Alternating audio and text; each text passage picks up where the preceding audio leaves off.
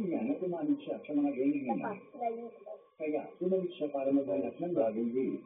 Pagkatapos mo, pagtulog si Krishna kay Sir Endo at sinabi sa kanya na may uubuto ng mga mangyayari sa trabaho sa lugar. Kaya kanya niya ganoon. Siya upang matiyak siya. Sinabi sa Endo sa paligid at nag-aaksaya lang siya dahil walang kakaibang nangyayari doon. Sinabi niya si Sir Endo kung magagamit niya ang kanyang banyo at hindi siya mamumulun sa pag-aasalang mayroon siyang masyadong seguridad para sa isang taong kapantay niya. Sumingin siya sa paligid at nakakita ng isang balon at sumunta siya upang tingnan ito ng mapansin kung mayroong isang grupo ng mga bata na nakakulong doon. Sinabi niya sa kanila na siya ay isang bayani at nakakulong-ligtas sila. Bigla siyang binaril ni Sir Endo mula sa ikuan. Sinabi niya sa kanila na hindi siya dapat pumasok at makialam sa kanyang negosyo at naghahanda siyang wakasan ng kanyang buhay. Ngunit dumating sila Jennifer Tapio. Kilala niya kung sino si Tapio at sa tingin niya ay walang pakialam kung marili na ito. Ngunit bigla niyang binaril si Jennifer. Nagsisimula siyang tumawa dahil sa palagay niya ay patay na si Jennifer. Ngunit habang nawawala ang alitago, nagulat siya nang makitang maayos lang si Jennifer. Ngunit binaril ng Sir Endo, ngunit sinasasahan siya ng kanyang kalapsal. Habang sinusunod ang ilabas ni Sir Endo, ang isa pa niyang baril, hindi niya sinasadyang nalagyan ito at natanda. Pinulit ito ni Jennifer at itinikot sa kanya, kaya nakikiusap siya na palayain siya.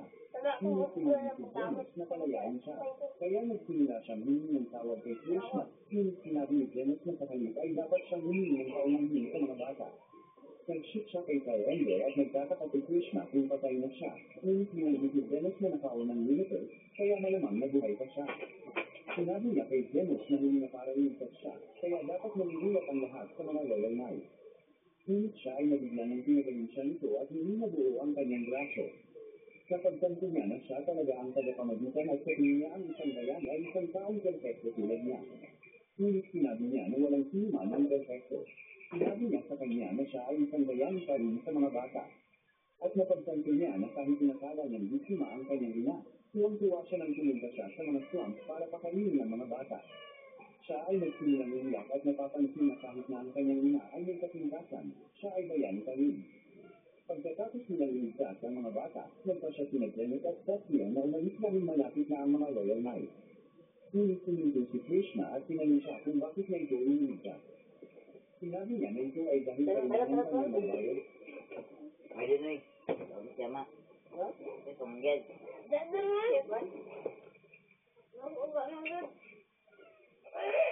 Ipwet kiran. Oy, sumalang ka na no? Malagsik. Gula-gula sa tuloy kang puti kan. Ako mali ah.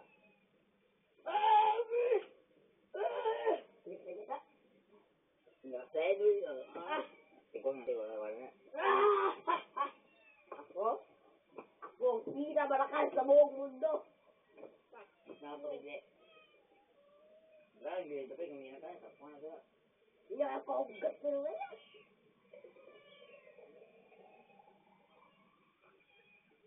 The red of blue as the sky so blue. That's why. Kung ako, naka-cellphone ko, magdalong ko Google Black. Tapos nagbuhat ko kakuha ang account. Tapos nagdula ko Google Garden. Tapos mag-gentang tulog ka eh. Hindi na ka cellphone.